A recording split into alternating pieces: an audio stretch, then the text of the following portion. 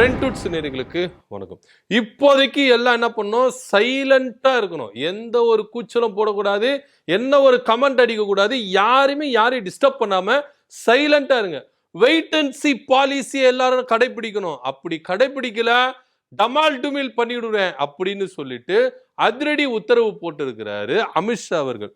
தமிழ்நாட்டு பாஜக நீங்க எடுத்துட்டீங்கன்னா எப்படியாவது தமிழ்நாட்டுல கால் ஊன்றினப்பா அப்படின்னு துடிச்சிட்டு இருந்தாங்க. கடந்த 2021 சட்டமன்ற தேர்தல் எடுத்துட்டீங்கன்னா அதிமுகவோட கூட்டணி வச்சு 20 இடங்கள்ல 4 எம்எல்ஏக்கள் எடுத்தாங்க. இந்த தடவை 28 இடங்கள்ல நின்னாங்க. ஆனா வந்தது என்னவோ ஒரே ஒண்ணுதான், டபுள் டிஜிட்ல உள்ள போவோம்.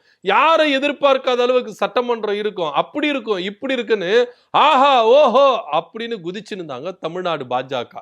உண்மையிலேயே சொல்ல போனா சொல்றதெல்லாம் வச்சு பார்த்தா இவங்க கிட்டதான் ஆட்சி இருக்கும் அப்படின்னு இன்னும் அதீத ஒரு நம்பிக்கை, அதீத எக்ஸ்ட்ரீம் லெவல்ல போனோம்னா இங்க தமிழ்நாட்டுக்கு வந்த மோடி அவர்களா இருக்கட்டும், அமித்ஷா அவர்களா இருக்கட்டும் என்ன சொன்னாங்க அப்படின்னு பாத்தீங்கன்னா, இங்க என்டிஏ ஆட்சி தான், கூட்டணி ஆட்சி தான், எடப்பாடி பழனிசாமி தான் முதலமைச்சர், அமைச்சரவையில எல்லாம் நாங்க தான் இருக்கிறோம், ஜெயிக்கிற எம்எல்ஏக்கள் ஒவ்வொருத்தரும் என்ன பண்ணுங்க ரெடியா இருங்க, உங்களுக்கு எல்லாருக்கும் அமைச்சர் அப்பாயின்மெண்ட் உண்டு அப்படின்னு சொல்லிட்டு தமிழ்நாட்டில் இருக்கிற பாஜக நிர்வாகிகளை எல்லாரையும் அப்படி என்ன பண்ணாங்க, சந்தோஷப்படுத்தினாங்க டெல்லி பாஜக.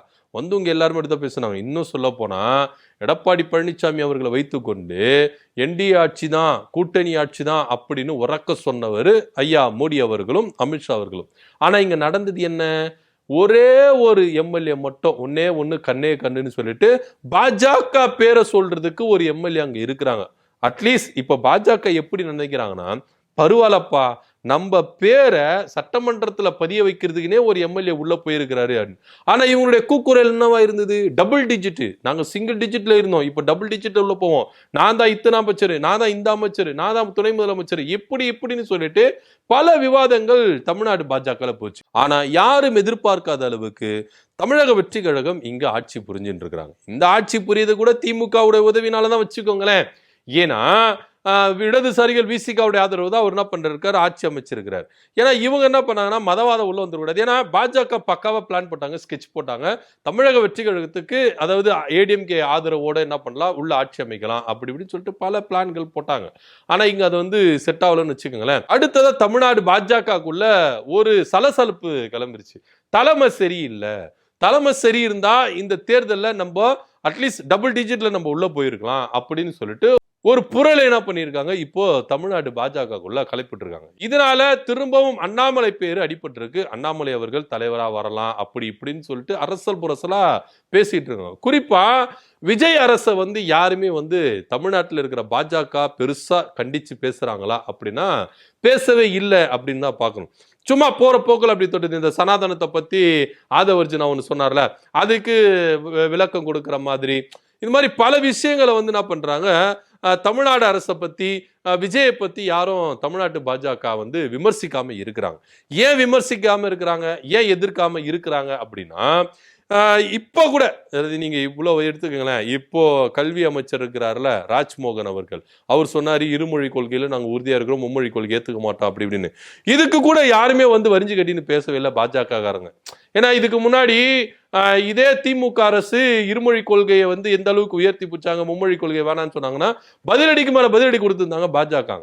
இப்போ யாருமே வாயை திறக்க மாட்டாங்க. ஏன்னா டெல்லி பாஜக ஒரு அதிரடி உத்தரவு கொடுத்துருக்கு. யாருமே விஜயை பத்தியோ தமிழ்நாடு அரசை பத்தியோ தாவேகா பத்தியோ யாருமே வந்து என்ன பண்ணக்கூடாது, பேசக்கூடாது, கமெண்ட் கொடுக்கக்கூடாது. கொஞ்ச நாள் ஆட விடுவோம், வெயிட் பண்ணுங்க, அவங்க எது வரைக்கும் ஆடுறாங்களோ ஆடட்டும். ஆடி முடிச்சிட்ட பிறகு நம்ம கொடுக்குற அடி ஒன்னொன்னு அந்த அளவுக்கு ஸ்ட்ராங்கா இருக்கணும். இப்பவே யாருமே வந்து என்ன பண்ணாதீங்க, இந்த அரசை பத்தி விமர்சிக்காதீங்க அப்படின்னு சொல்லிட்டு டெல்லியில இருக்கிற அமித்ஷா அவர்கள் ஒரு அவசர ஆலோசனை கூட்டி என்ன பண்ணியிருக்கிறாரு, ஒரு அதிரடி உத்தரவு கொடுத்திருக்கிறாரு. இப்போ இதுக்கப்புறம் வந்து பாத்தீங்கன்னா தமிழ்நாடு அரசை பத்தியோ இல்ல விஜயை பத்தியோ யாருமே வந்து என்ன பண்ணக்கூடாது, விமர்சிக்க கூடாது.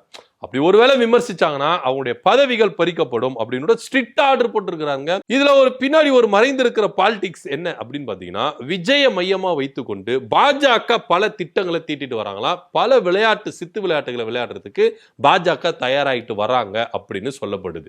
ஏன் அப்படின்னு பாத்தீங்கன்னா, விஜய் இப்போ வந்து பாத்தீங்கன்னா அவருடைய அரசு வந்து பாத்தீங்கன்னா சரியா இல்ல. இடதுசாரிகள் விசிகா தான் என்ன பண்ணாங்க, இந்த கட்சியை வந்து தாங்கிட்டு இருக்காங்க. இந்த கட்சிகள் எப்ப வேணாலும் தன்னுடைய ஆதரவுகளை பின்வாங்கிக் கொள்ளலாம். இப்போ உதாரணத்துக்கு 6 மாசம் வெயிட் பண்ணுங்க, 6 மாசத்துக்குள்ள என்ன வேணா நடக்கலாம் அப்படின்னு சொல்லிட்டு திமுக தரப்புல இருந்து மற்றவங்க எல்லாம் சொல்றாங்க. ஏன் இந்த 6 மாசம் அப்படின்னா, இப்போ ஒரு நம்பிக்கையில்லா தீர்மானம் கொண்டு வந்துட்டாங்க. திரும்பவும் நம்பிக்கையில்லா தீர்மானம் கொண்டு வரணும்னா இந்த இடைவேளை இருக்குல்ல, ஒரு நம்பிக்கையில்லா தீர்மானத்துக்கும் இன்னொரு நம்பிக்கையில்லா தீர்மானத்தை கொண்டு வருது, இந்த இடைவேளை கேப் கிட்டத்தட்ட 6 மாசம் வெயிட் பண்ணணும் அப்படின்னு சொல்லிட்டு சட்ட விதிகள் சொல்லுது. ஸோ 6 மாசத்துக்கு ஒருக்கா என்ன பண்ணணும், நம்பிக்கையில்லா தீர்மானம் கொண்டு வரணும். அடுத்த நம்பிக்கையில்லா தீர்மானம் வரும்பொழுது இந்த இடதுசாரிகளும் விசிகாவும் எந்த அளவுக்கு விஜய்க்கு ரொம்ப ஆதரவா இருப்பாங்க அப்படின்றது ஒரு பெரிய டவுட் விஜய்க்கு வந்திருக்கு. சோ அதனாலதான் அதிமுகவிலிருந்து பிரிந்து போகிற இந்த 25 எம்எல்ஏக்கள் உதவியோட தன்னுடைய ஆட்சியை தக்க வைத்துக் கொள்ளலாம் 5 வருஷத்துக்கு அப்படின்னு. சோ இதுக்கு பெருசா உதவுறது யார் அப்படின்னு பாத்தீங்கன்னா பாஜக தான். ஏன்னா பாஜக சொல்லிதான் இந்த பிளவுகள் ஏற்படுது அப்படின்னு எல்லாரும் யோசிக்கலாம். அப்போ எது எடப்பாடி பழனிசாமியுடைய குடும்பிகள் எல்லாமே வந்து பாத்தீங்கன்னா அமித்ஷா கிட்ட தானே இருக்கு, அவரே டைரக்டா சொல்லிட போறாரு. ஏன் அப்படின்னா இங்கதான் இந்த பாலிடிக்ஸ் மறைஞ்சிருக்கு. ஒருவேளை எடப்பாடி பழனிசாமி உதவியோட எடப்பாடி பழனிசாமி டைரக்டா விஜய்க்கு ஆதரவு கொடுத்தா இங்க பாஜகவினுடைய விளையாட்டுகள் டைரக்டா ஓப்பனா எல்லாருக்கும் தெரிய வந்துரும். ஸோ அதனால தான் இந்த ஒரு கேமை விளையாடுறாங்க பாஜக அப்படின்னு நிறைய அரசியல் விமர்சகர்கள் சொல்றாங்க. ஸோ அதன் அடிப்படையில் எஸ்பி வேலுமணியை மையமாக கொண்டு இந்த எம்எல்ஏக்களை பிரித்து விஜயை வைத்து இங்க சேர்த்து கொண்டால் பாஜக கொஞ்சம் கொஞ்சமா என்ன பண்ணுவாங்க, இங்க செயல்படுத்திடுவாங்க அப்படின்னு பேசப்படுது. இப்போ 1ஆம் வகுப்புல இருந்து 3ஆம் வகுப்பு வரைக்கும் ஒரு பாடத்திட்டத்தை தமிழ்நாடு அரசு, இந்த அரசு அதாவது விஜய் தலைமையிலான அரசு கொண்டு வந்திருக்கிறாங்க. இந்த பாடத்திட்டம் எப்படி இருக்கும் அப்படின்றது எல்லாருக்குமே ஒரு பெரிய கேள்விக்குறியா இருக்கு. இதனிடையில தான் மும்மொழி கொள்கையை நாங்க கொண்டு வர மாட்டோம், இருமொழி கொள்கையே எங்களுடைய கொள்கையா இருக்குது அப்படின்னு உறக்கமா சொல்றாரு. ஆனா இதுல எந்த அளவுக்கு ஸ்ட்ராங்கா இருக்குது அப்படின்னு இப்போ ராஜ்மோகன் என்ன சொல்றாங்க அப்படின்னு பாத்தீங்கன்னா, கடந்த 2 வருஷமா கல்வி நிதியை வந்து ஒன்றிய அரசு நம்மளுக்கு கொடுக்கல அப்படின்னு சொல்றாங்க. இதே தானப்பா திமுக அரசிலும் இருந்தது. அப்போ திமுக அரசு மட்டும் எப்படி கல்வி தரத்தை உயர்த்தினாங்க, கல்வியில எப்படி முதலிடம் வாங்கினாங்க அப்படின்ற ஒரு கேள்வி இருக்குல்ல. ஏன்னா அங்க ஒன்றிய அரசு இங்க கொடுக்காம மிரட்டினாலும் திமுக எந்த அளவுக்கு ஃபைட் பண்ணி எந்த அளவுக்கு கடனுடனை வாங்கி இங்க இருக்கிற மாணவர்களை படிக்க வைத்தாங்க அப்படின்னு இப்ப ராஜ்மோகன் தெரிஞ்சிருந்திருப்பார். சும்மா அப்ப அங்க இருக்கும் போது இஷ்டத்துக்கு பேசலாம், என்னவெல்லாம் செய்யலாம், இப்பதான் தெரியும். சோ புதிய பாடத்திட்டத்தை இங்க கொஞ்சம் கொஞ்சம் எடுத்த உடனே பலாருன்னு செஞ்சுட்டா எல்லாருக்குமே வந்து சந்தேகம் வந்துருமா இல்லையா? கொஞ்சம் கொஞ்சமா தாங்க நுழைவாங்க அப்படின்ற ரேஞ்சுக்கு தான் பாஜக தன்னுடைய விளையாட்டுகளை ஆரம்பிக்கிறாங்க, விஜய மையமா வைத்துக்கொண்டு அப்படின்னு சொல்ல வருது. ஸோ இதனால தான் பாஜக என்ன சொல்றாங்கன்னா, இங்க ஆளும் தாவேக அரசை பத்தி யாருமே விமர்சிக்க கூடாது, யாருமே கமெண்ட் சொல்லக்கூடாது, யாருமே டிஸ்டர்ப் பண்ணாதீங்க, வெயிட் பண்ணுங்க, வெயிட் அண்ட் சி பாலிசை எல்லாரும் என்ன பண்ணுங்க, கடைபிடிங்க. நான் ஏன் இந்த வெயிட் அண்ட் சி பாலிசை சொல்றேன்னா, பின்னாடி ஒரு பெரிய அஜெண்டா நம்மளுக்கு இருக்கு, பெரிய லாபம் ஒன்று இருக்கு. ஸோ அதனால வெயிட் அண்ட் சி பாலிசியை எல்லாரும் கடைபிடிங்க அப்படின்னு சொல்லிட்டு அதிரடியான உத்தரவை தமிழ்நாடு பாஜக நிர்வாகிகளுக்கு டெல்லியில இருக்கிற ஐயா அமித்ஷா அவர்கள் ஒரு அதிரடி உத்தரவு கொடுத்திருக்கிறாரு.